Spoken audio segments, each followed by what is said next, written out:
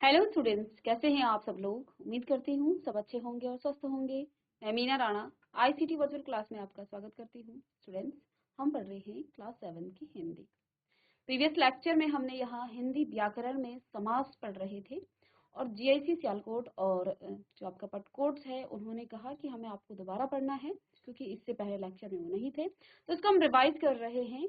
समास की हमने परिभाषा आपको लिखाई थी कि समास शब्द का जो शाब्दिक अर्थ है वो क्या होता है, किसी भी शब्द का छोटा रूप।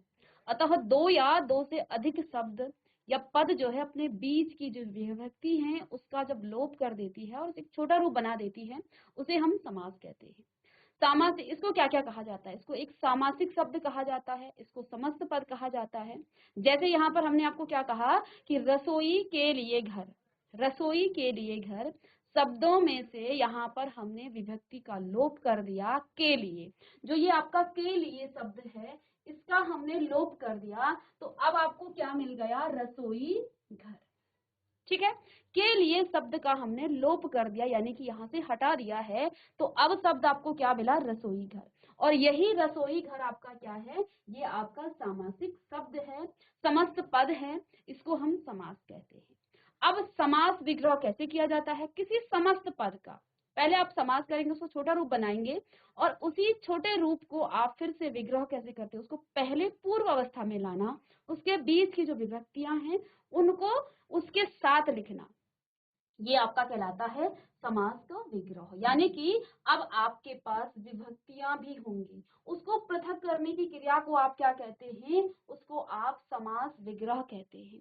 जैसे यहाँ पर आपको क्या बताया था कि विद्यालय, विद्यालय, ये आपका एक समस्त पद है, ये आपका एक सामासिक पद है। अब इस समस्त पद को आप कैसे लिखेंगे, विद्या के लिए आलय, ठीक है ना।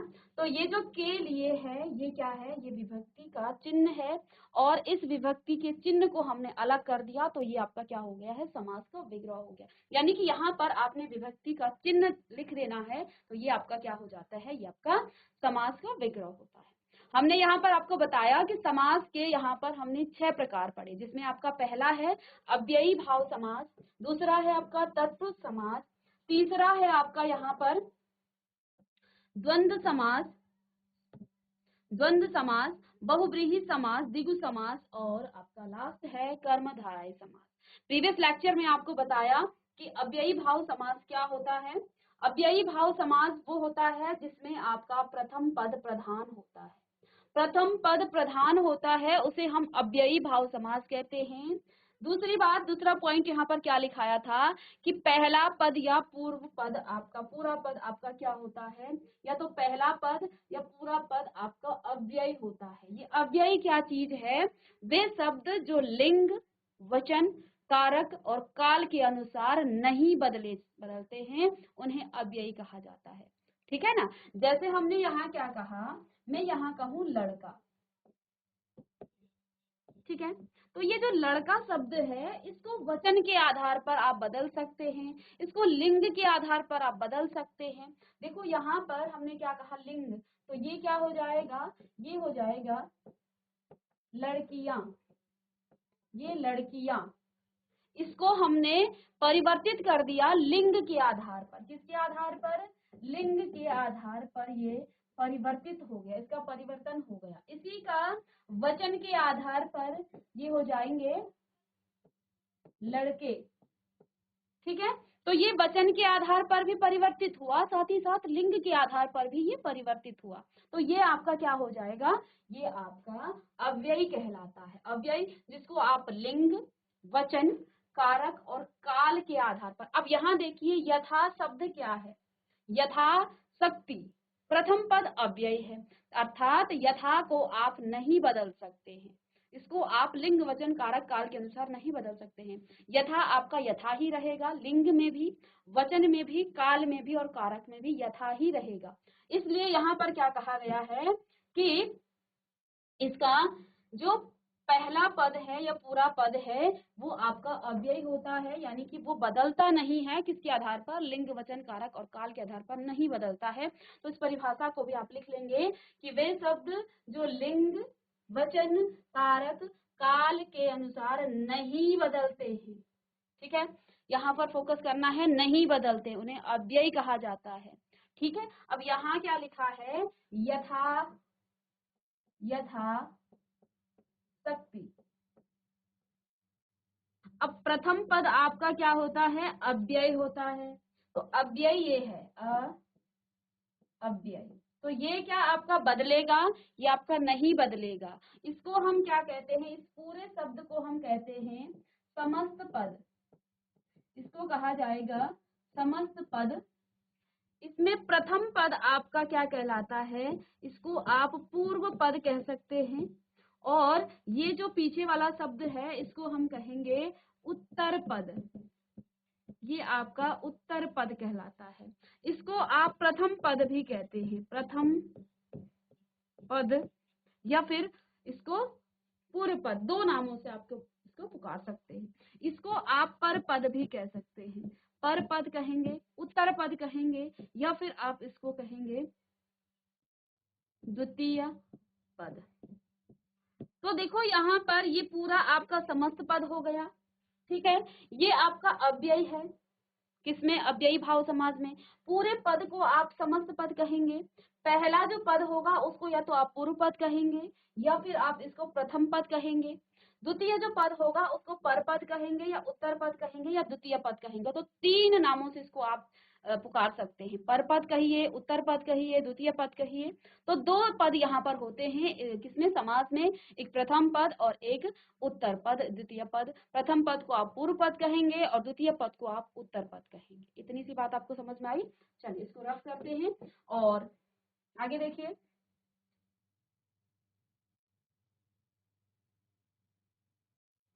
चलिए, तो यहाँ हमने क्या कहा कि इसके अनुसार नहीं बदलते हैं, उन्हें आप अव्ययी कहते हैं।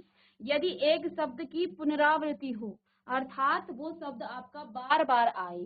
पुनरावृत्ति का मतलब क्या है, यहाँ जैसे हमने क्या लिखा है, घर घर। ठीक है, तो ये भी आपका क्या होता है, ये भी आपका अव्ययी भाव समास होता है, और दोनों पद मिला करके क्या हूँ, अव्ययी हूँ। तो घर घर, प्रत्येक घर, हर घर, किसी भी घर का न छोड़कर। ठीक है ना। इसके बाद देखिए यहाँ पर संस्कृत के उपसर्ग युक्त पद भी आपके क्या होते हैं, अव्ययी भाव समास होते हैं। साथ ही साथ इसके उदाहरण देखिए, यथाशक्ति, शक्ति के अनुसार, तो यहाँ पर हमने इसका विग्रह कर दिया, यथाशक्ति, यथाशीघ्र, यथाक्रम क्रम, यथाविधि, यथावसर, यथेच्छा, प्रतिदिन, प्रत्येक, प्रत्यक्ष, घर घर, हाथों हाथ, रातों रात, और ये इसके विग्रह हुए हैं। ये हुए हैं इसके समास के विग्रह। यहाँ पर हमने क्या किया है, विग्रह किया है, समास समास विग्रह, यहाँ हमने किया है समास विग्रह। ठीक है, तो ये इसके यहाँ पर विभक्तियां हैं, के और के, तो ये सब आपके क्या हैं, समास विग्रह हैं, और ये इसके उदाहरण हैं। ठीक है, द्वितीय यहाँ पर हमने तत्पुरुष समास की बात की थी। तत्पुरुष समास क्या होता है, इसमें आपका द्वितीय पद प्रधान होता है, इसमें आपका द्वितीय पद प्रधान होता है। अव्ययी भाव समाज में हमने क्या कहा, इसका प्रथम पद प्रधान होता है, लेकिन तत्पुरुष समाज में द्वितीय पद, या फिर इसको आप क्या कहेंगे, इसका पर पद क्या होता है, प्रधान होता है। ठीक है, इसका विग्रह करने पर, अब मैंने आपको प्रीवियस लेक्चर में एक आपको क्या दिया था, एक प्रश्न आपको दिया था कि आप कारक के सभी चिन्हों को बताएंगे, साथ ही साथ कारक के 8 भेदों के नाम और उनकी विभक्तियों के चिन्ह बताएंगे। तो आपने लिखा होगा और आपने घर में जाके इसको देखा होगा। तो अब आइए इसी के आधार पर, जैसा कि हम जानते हैं कारक के होते हैं 8 भेद, कारक के 8 भेद होते हैं। यहाँ क्या कहा है, इसका विग्रह करने पर कर्ता और संबोधन की विभक्तियों में, तो कर्ता क्या होता है, कर्ता ने कर्म को, ये चिन्ह है इसकी। फिर करण से,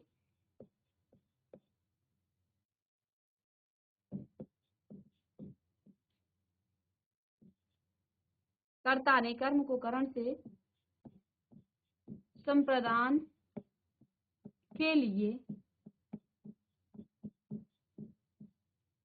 और अपादान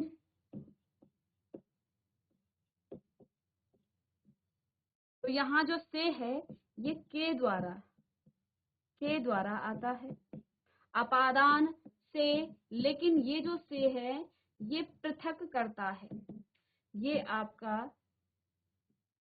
पृथक करने के लिए कहा जाता है। ठीक है, कर्ता ने कर्म को करण से, ठीक है, संप्रदान के लिए अपादान से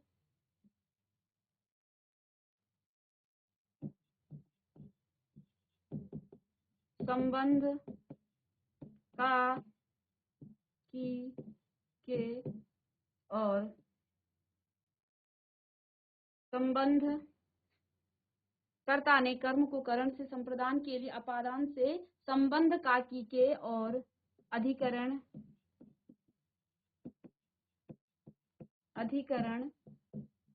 में पे और पर, ये तीन शब्द आते हैं और लास्ट में आता है आपका संबोधन।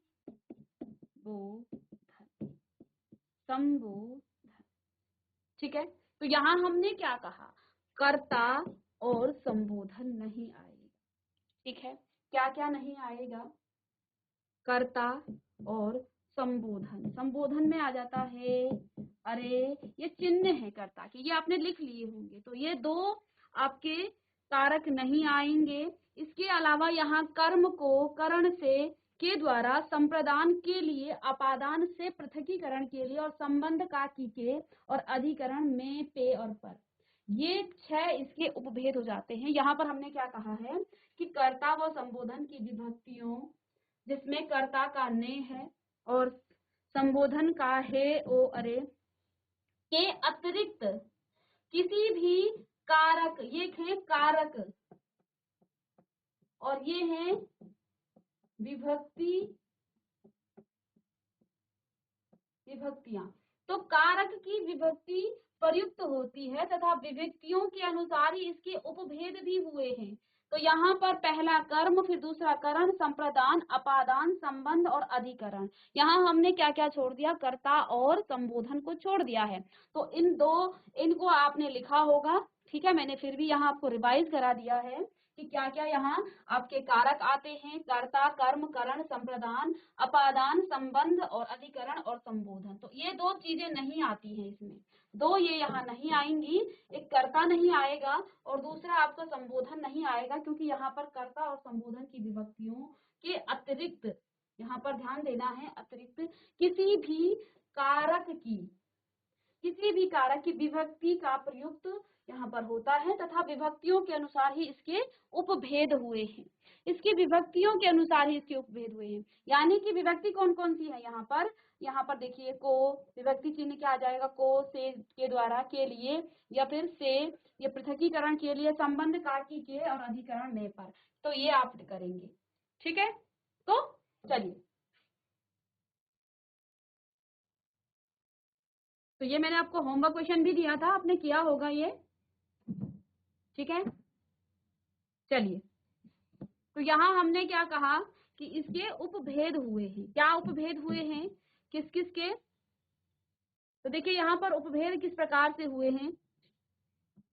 यहाँ पर कर्ता और संबोधन को आपने छोड़ देना है। इसके अलावा तो इसी के आधार पर कर्ता के बाद क्या आता है, कर्म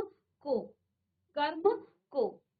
ठीक है, तो ये है आपका उपभेद हुए हैं। इसके कितने उपभेद हैं, 6 इसके उपभेद हैं। ठीक है, तो पहले ही आप हेडिंग डालेंगे कर्म तत्पुरुष, पहली हेडिंग डालेंगे कर्म तत्पुरुष। चलिए, यहाँ आपको क्या लिखना है, ऐसे शब्द जिनका समास विग्रह करने पर आपको कर्म कारक की विभक्ति का चिन्ह मिल जाता है, ऐसे जो शब्द हैं उनको हम कहते हैं कर्म तत्पुरुष। उनको क्या कहा जाता है, कर्म तत्पुरुष। तो अब यहाँ पर देखिए, कृष्णार्पण, ठीक है, तो कृष्ण को अर्पण, तो यहाँ चिन्ह आया है को, और को किसका है, कर्म का, तो कर्म तत्पुरुष यहाँ पर हो जाएगा। ठीक है। इसके बाद देखिए सुखद, नेत्रों को सुखद, तो को किसका है, कर्म तत्पुरुष का चिन्ह है।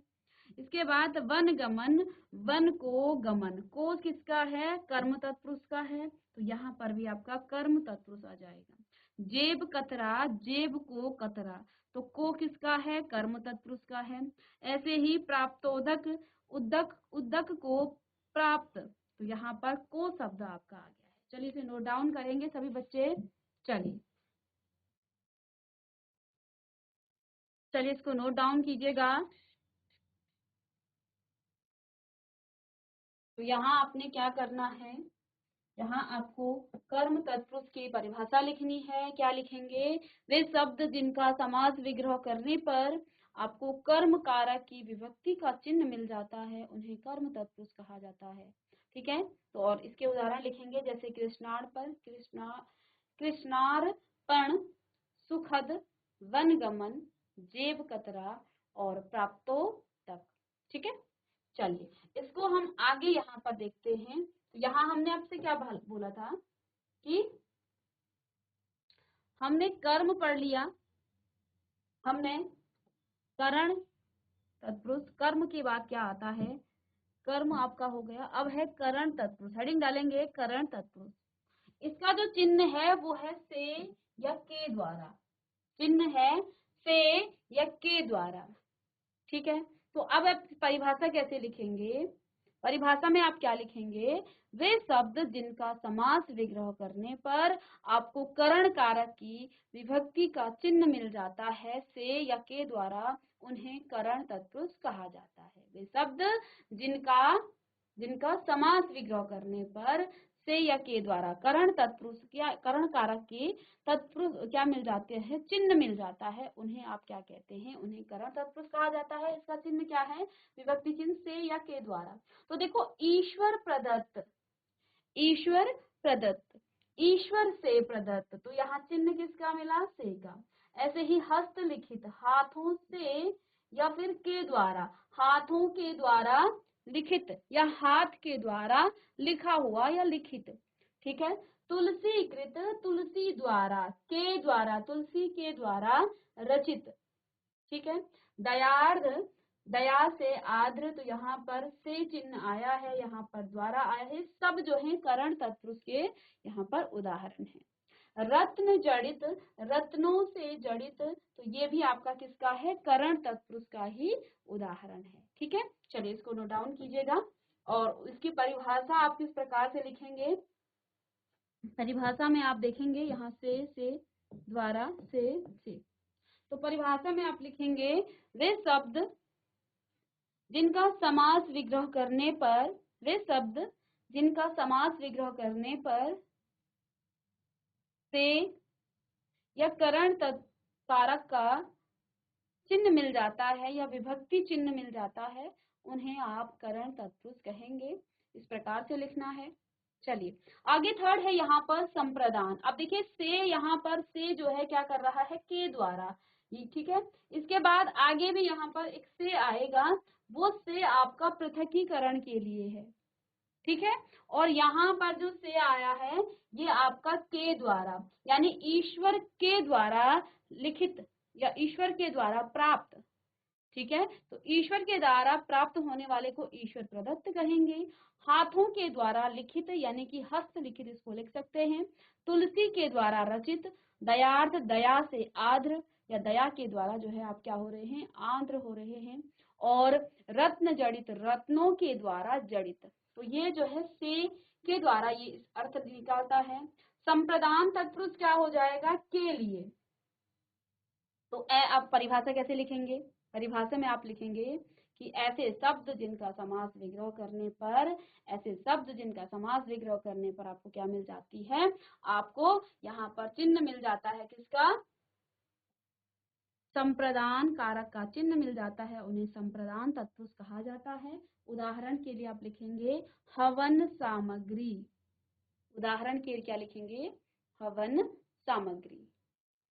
चलिए तो क्या लिखेंगे इसके लिए, हवन के लिए सामग्री। ऐसे ही विद्यालय, विद्यालय, तो यहाँ आपको क्या लिखना है, विद्या के लिए आलय। तो शब्द यहाँ पर देखिए क्या विभक्ति चिन्ह मिल रहे हैं, गुरु दक्षिणा, गुरु के लिए दक्षिणा, ठीक है। बलि पशु, बलि के लिए पशु। चलिए इन सभी को आप कीजिएगा, नोट डाउन करें इसे। तो यहाँ पर आप लिखेंगे कि पहला आपका कर्म तत्पुरुष, इसका जो विभक्ति चिन्ह है वो को है, इसको लिखेंगे। उसके बाद इसके उदाहरण लिख लेंगे और साथ ही साथ आपको ये इसकी परिभाषा भी लिखनी है। कैसे लिखेंगे परिभाषा, कि वह शब्द जिसका समास विग्रह करने पर आपको कर्म कारक का चिन्ह मिलता है उसे कर्म तत्पुरुष कहा जाता है। वह शब्द जिसका समास विग्रह करने पर करण तत्पुरुष करण कारक का चिन्ह मिलता है उसे करण तत्पुरुष कहा जाएगा। साथ ही साथ वह शब्द जिसका समास विग्रह करने पर आपको संप्रदान कारक का चिन्ह मिल जाता है उसे संप्रदान तत्पुरुष कहा जाएगा। तो इन सभी को आप लिख लेंगे, जल्दी से नोट डाउन करें इसे। चलिए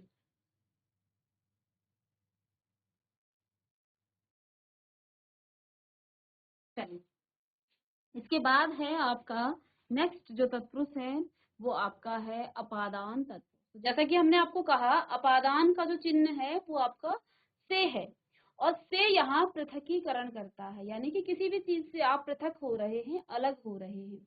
तो यहाँ आप परिभाषा वही लिखेंगे जो आपने पहले लिखी, कि वो शब्द जिसके आप समास विग्रह करते हैं, तो आपको समास विग्रह करने पर क्या मिल जाता है, आपको अपादान कारक की विभक्ति का चिन्ह मिल जाता है, उसे आप अपादान तत्पुरुष कहेंगे।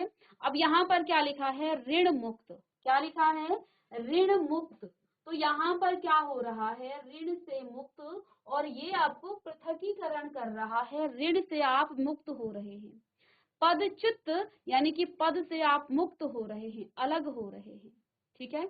ऐसे ही मार्ग भ्रष्ट, मार्ग से आप भ्रष्ट हो रहे हैं, तो ये आपका मार्ग भ्रष्ट हो गया, ठीक है।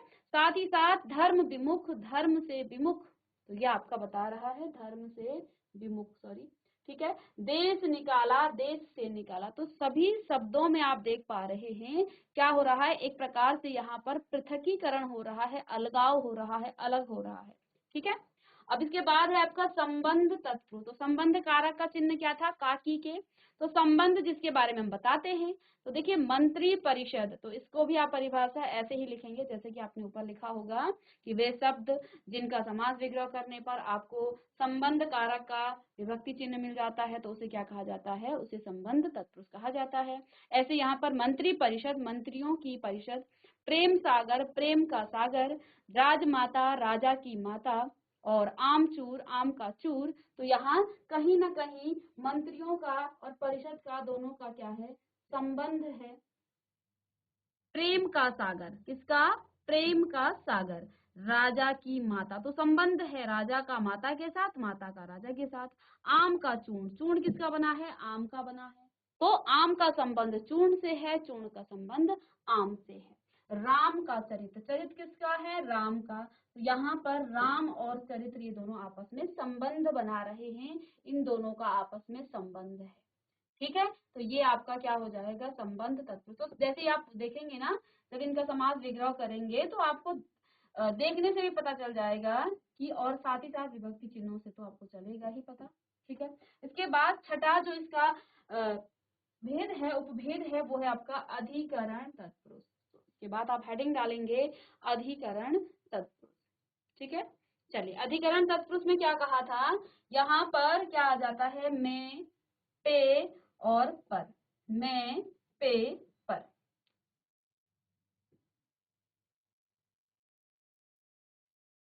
मैं, पे, पर, ठीक है। वनवास, और इसकी भी आप परिभाषा वैसे ही लिखेंगे जैसे अभी तक आप लिख रहे थे, वनवास, वन में वास, वन में वास करने वाला, वन में वास करने वाला। जीव दया, जीवों पर दया, जीव दया, तो यहाँ पर आप किस पर दया कर रहे हैं, जीवों पर दया कर रहे हैं, जीवों पर दया। ध्यान मग्न, ध्यान में मग्न, तो यहाँ पर में शब्द आया, में आया था, पर आया था, साथ में साथ में आया है। घुड़सवार, घोड़े पर सवार। घृतार्थ, घृतार्थ में घी में पका हुआ, घी में, तो यहाँ पर चिन्ह क्या है, में का, ठीक है, यहाँ पर चिन्ह आया है मैं का। कवि, पुंगव, कवियों में श्रेष्ठ, तो यहाँ पर आपका मैं जो शब्द है ये आपका किस में आ जाएगा, ये आपका आ जाएगा किसमें, अधिकरण तत्पुरुष समास में। ठीक है, तो यहाँ आपने देखिए इसको आपने नोट डाउन करना है सबको अब। ठीक है,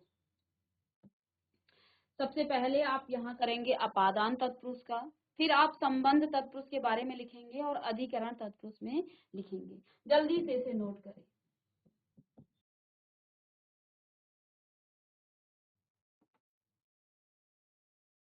चलिए, तो ये आपने नोट किया।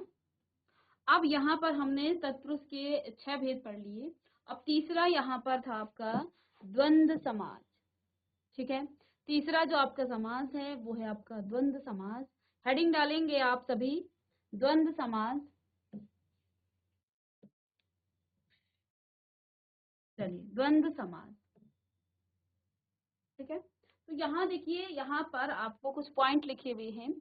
पहला पॉइंट लिखा है द्वंद्व समास में दोनों पद प्रधान होते हैं। इससे पहले आपने क्या पढ़ा, इससे पहले आप देख पा रहे हैं कि हमने अव्ययी भाव समास में प्रथम पद प्रधान पढ़ा, तत्पुरुष समास में हमने द्वितीय पद प्रधान पढ़ा, और अब हम तीसरा समास पढ़ रहे हैं जिसमें यहाँ कहा गया है कि इसमें दोनों ही पद प्रधान होते हैं।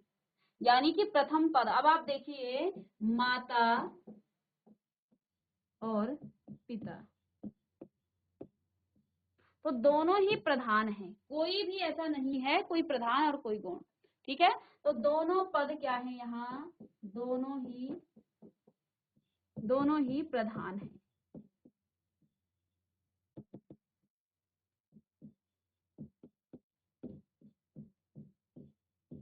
दोनों ही प्रधान हैं। ठीक है, ये दोनों ही माता और पिता दोनों ही प्रधान हैं यहाँ पर। ठीक है, तो अब आप देखिए यहाँ पर क्या कहा गया है, द्वंद्व समाज।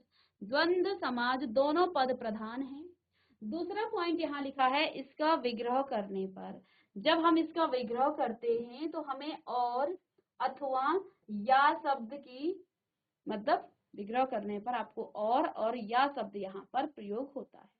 ठीक है, तो देखो अब इसके उदाहरण देखिए, माता और पिता, और आप यहाँ देखेंगे ज्यादातर शब्दों में यहाँ पर कभी कभी आपको इस प्रकार से डैश डैश दिख जाता है, तो इससे भी आपको पता चल जाता है कि ये इसमें आपका द्वंद्व समास है। ठीक है, पर सबके लिए नहीं है, कुछ शब्दों में इस प्रकार से आ जाते हैं, तो इनको देखते ही आप पहचान सकते हैं कि ये आपका द्वंद्व समाज है, क्योंकि यहाँ पर आपके दोनों ही पद प्रधान है। डैश हम कहाँ करेंगे, दोनों जब समान होंगे, दोनों ही प्रधान होंगे। तो यहाँ देखिए माता पिता, तो जब आपने यहाँ से इसका विग्रह किया तो क्या शब्द आया, और हमने क्या कहा था, विग्रह करने पर और। दाल रोटी, दाल और रोटी, तो और शब्द यहाँ पर भी आया। इसके बाद देखिए पाप पुण्य, पाप या पुण्य या शब्द या और शब्द का यहाँ पर भी प्रयोग हुआ है। ठीक है, अन्न जल, अन्न और जल, यहाँ पर और शब्द का प्रयोग हुआ है। ठीक है, इसके बाद आप देख पा रहे हैं जल वायु, जल और वायु, फिर यहाँ पर भी आपका और शब्द का प्रयोग हुआ है। ठीक है, फिर आप देखिए फल फूल, फल और फूल, यहाँ पर भी आपका और शब्द का प्रयोग हुआ है। भला बुरा, भला या बुरा, तो दो शब्दों का हमने बताया था यहाँ पर प्रयोग होता है। ठीक है, चलिए यहाँ पर आ गया भला या बुरा। रुपया पैसा, रुपया और पैसा। ठीक है, और यहाँ देखिए अपना या पराया, अपना पराया, अपना या पराया, अपना और पराया भी बोल सकते हैं। ठीक है, नील लोहित, यानी नीला और लोहित, लोहित को आप लाल रंग कहते हैं, तो नीला और लोहित। धर्मा धर्म, धर्मा धर्म, तो धर्मा धर्म, धर्म या अधर्म, तो या शब्द का यहाँ पर प्रयोग हुआ है, यहाँ और शब्द का प्रयोग हुआ था। सुरासुर, सुर या असुर, या फिर सुर और असुर, दो यहाँ प्रयोग हुए हैं, और या। शीतोष्ण, शीत या उष्ण, तो यहाँ पर भी दो शब्दों के प्रयोग हुए हैं, शीत, शीत या उष्ण। यथापयश, यशापयश, यानी कि यश या अपयश, तो यहाँ या शब्द का प्रयोग हुआ है, इसमें भी या शब्द का प्रयोग हुआ है। ठीक है, फिर आपका सीता तप, तो शीत या तप। तो इस प्रकार से आप देख पा रहे हैं इन सभी शब्दों में या तो और का प्रयोग हो रहा है या फिर या का प्रयोग हो रहा है। तो द्वंद्व समास में क्या कहा जाता है, इसमें दोनों ही पद प्रधान होते हैं। ठीक है, इसमें कोई प्रधान नहीं है, कोई गौण नहीं है, इसमें दोनों ही पद प्रधान हैं और दोनों पद प्रायः एक दूसरे के विलोम हो सकते हैं। देखो यहाँ आपका पाप और पुण्य ये विलोम है, लेकिन ये सदैव नहीं। इस बात का ध्यान देना है कि हमेशा विलोम नहीं होंगे, विलोम हो सकते हैं, माता पिता विलोम है, ठीक है, तो लेकिन हमेशा ये आपका विलोम नहीं होगा। ठीक है, भला बुरा ये विलोम है, ठीक है, अपना पराया ये भी आपका विलोम है, धर्मा धर्म ये भी आपका विलोम है, लेकिन हमेशा ये सेटिस्फाई नहीं करेगा, यानी कि हमेशा विलोम नहीं होगा। तो इस प्रकार से यहाँ आपने सभी शब्दों के उदाहरणों को लिख लेना है, ठीक है, और ये आपका द्वंद्व समाज है। इस प्रकार से हमने यहाँ पर 3 समास के बारे में पढ़ा। पहला आपका कर्मधारय समास, दूसरा आपका तत्पुरुष समास। तत्पुरुष समाज में भी हमने इसके 6 भेद पढ़े, कौन कौन से, कर्म तत्पुरुष, करण तत्पुरुष, संप्रदान तत्पुरुष, अपादान तत्पुरुष, इसके बाद आपका संबंध तत्पुरुष और अधिकरण तत्पुरुष। ये 6 तत्पुरुष समास के बारे में हमने पढ़ा है और आज की क्लास में हमने द्वंद्व समास के बारे में भी पढ़ लिया है। इसके बाद के जो आपके 3 समास बच जाते हैं उनको हम कल की क्लास में इसको रिवाइज करेंगे। तो मिलते हैं नेक्स्ट लेक्चर में, तब तक के लिए thank you and have a nice day.